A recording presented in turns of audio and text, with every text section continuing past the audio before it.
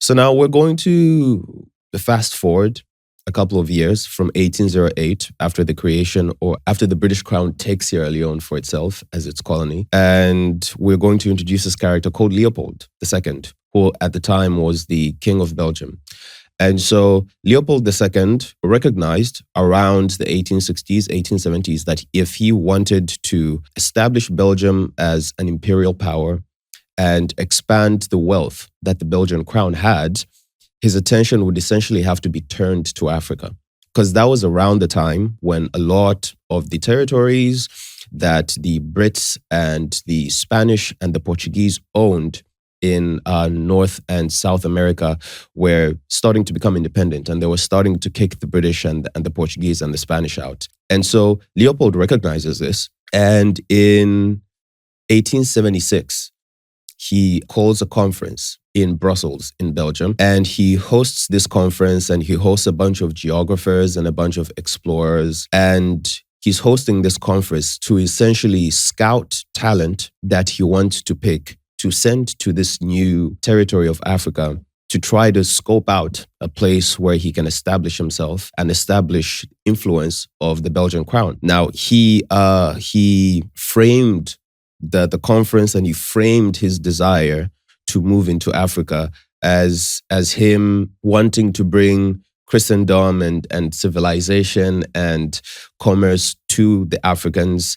And he was just trying to be a philanthropic, giving, leader. As, obviously the Africans needed to be civilized, and they needed to be exposed to Western civilization and Christendom and the way that the Europeans did commerce.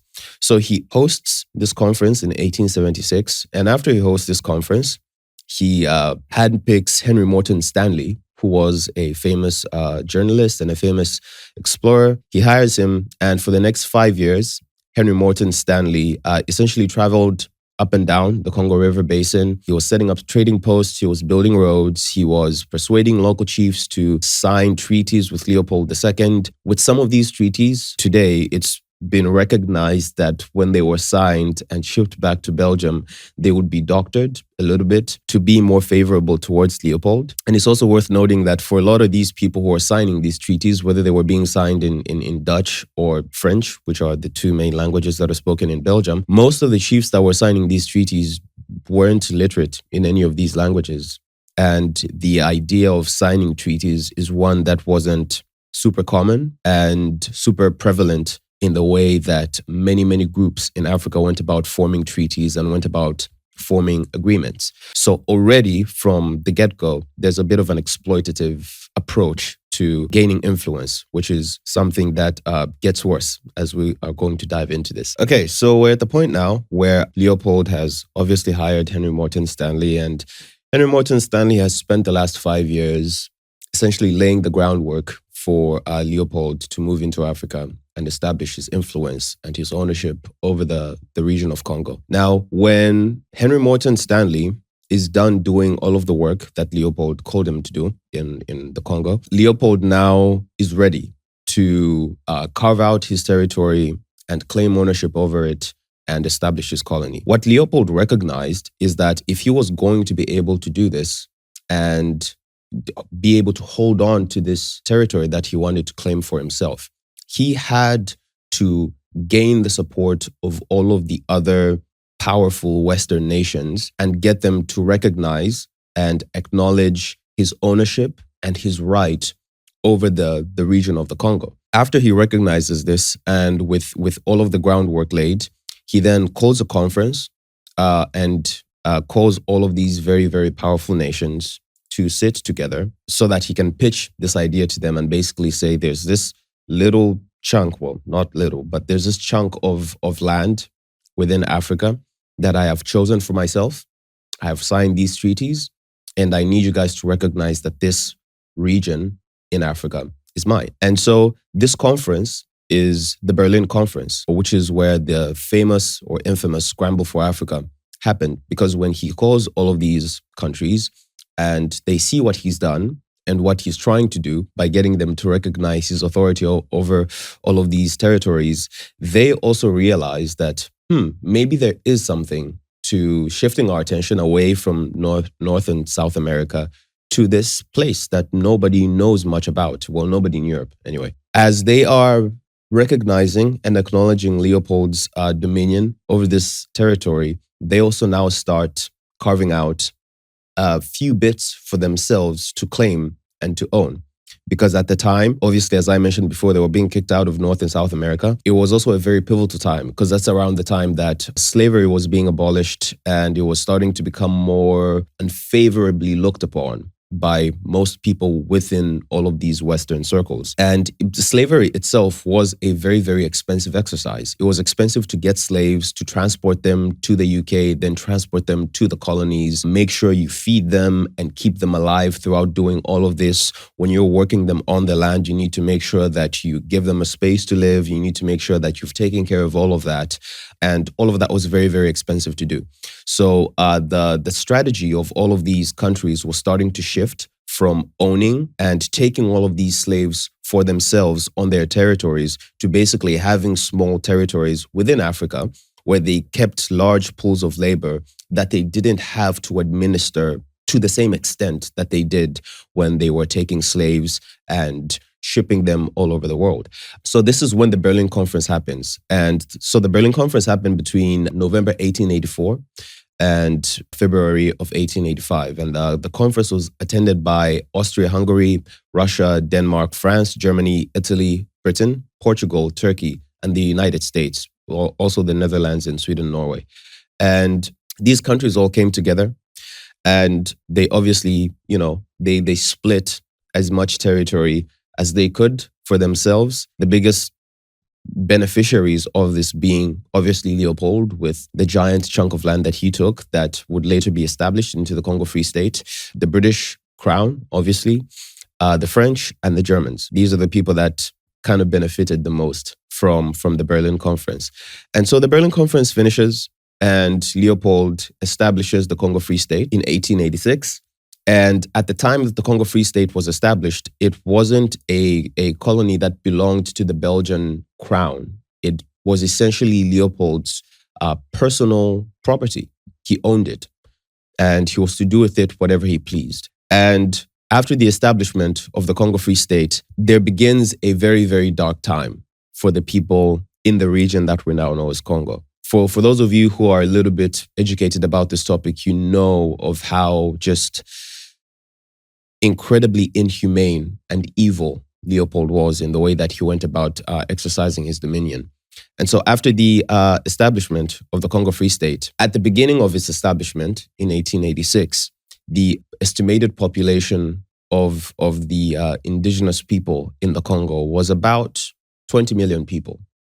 By the time that the Congo Free State would be taken away from Leopold because of how inhumane and draconian he was and brutal, around 1908, the population of the Congo had halved. More than 10 million people had died.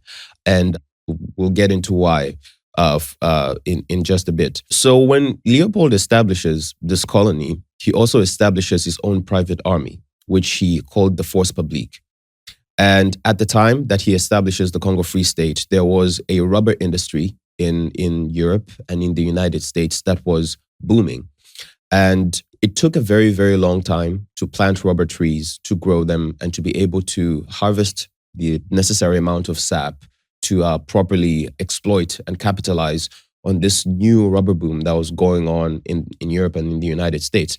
But what Leopold had recognized through all of the expeditions that he had sent to Africa is there were indigenous vines within the forests of the Congo, which was now his property, that also produced very, very high quality rubber sap. So he then started sending his personal army into all of these areas to collect people and start sending them out to fill the rubber quotas that he needed to fill in order for him to capitalize on the rubber industry in Europe and the United States. Now, when this happened, there was obviously quite a bit of resistance from the indigenous people that were found in the Congo, because there was just these random dudes with guns coming out of nowhere, trying to tell everybody what to do. And a lot of people were very resistant to that. And so the Force Publique then started employing this strategy of going into villages, kidnapping all of the women and children and holding them ransom, and then sending all of the men who wanted their women and children back out into the forests to fill rubber quotas and collect as much rubber sap as was needed. And when they would collect the rubber sap is when their women and children would essentially be freed. This obviously created quite a lot of upheaval, societal upheaval, in a lot of these communities where the Force Publique was engaging in this inhumane activity. Because with the kidnapping and ransoming of women and children, and with the sending out of the men into the forests to collect rubber for Leopold, essentially, the labor pool to be able to sustain all of these communities was essentially just erased. And the conditions under which the women and the children that were kidnapped were being kept wasn't a great one. And so it led to a lot of people dying from famine, a lot of people dying from disease, a lot of people dying from being attacked by animals and being injured when they would go out into the forests to fill all of these rubber quotas. And as all of this activity was ramping up and becoming more intense, it became obvious to Leopold very, very quickly that engaging in this sort of aggressive bullying tactic was becoming very expensive for him, because the Force Publique needed to be fielded with weapons. They needed to be fielded with bullets.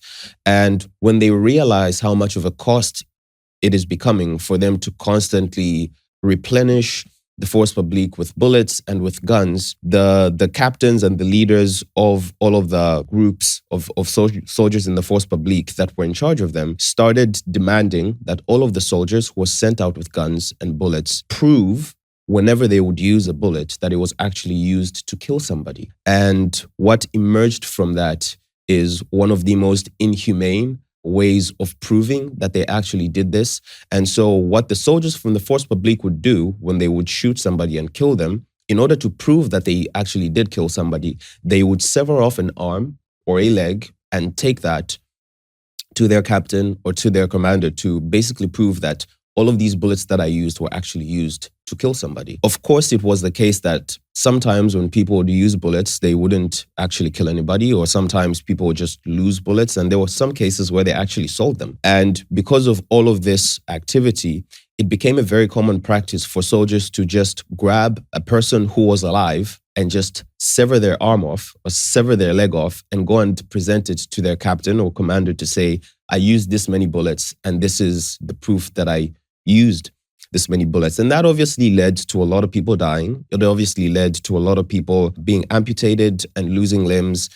And this keeps on ramping up. And around 1908, because of a lot of diplomatic pressure and pressure from humanitarian organizations. I don't know if you can argue much for humanitarian organizations in Europe in the early 1900s. But anyway, there was quite a lot of diplomatic pressure from all of these groups and governments in Europe on the Belgian crown to do something about Leopold. They kept on hearing all of these stories of the heinous things that were coming out of the Congo, and they felt like something needed to be done about it. So in 1908, the Belgian crown then decides to do something about it, and the Belgian government seized the Congo Free State from Leopold, and it wasn't his personal belonging anymore. And in 1908 is when the Belgian Congo was established, which became a colony of the Congo. And that's not to say that things essentially got better for the people that were actually in the colony of the Congo. They got a little bit less bad, but yeah, as it didn't get much better for them.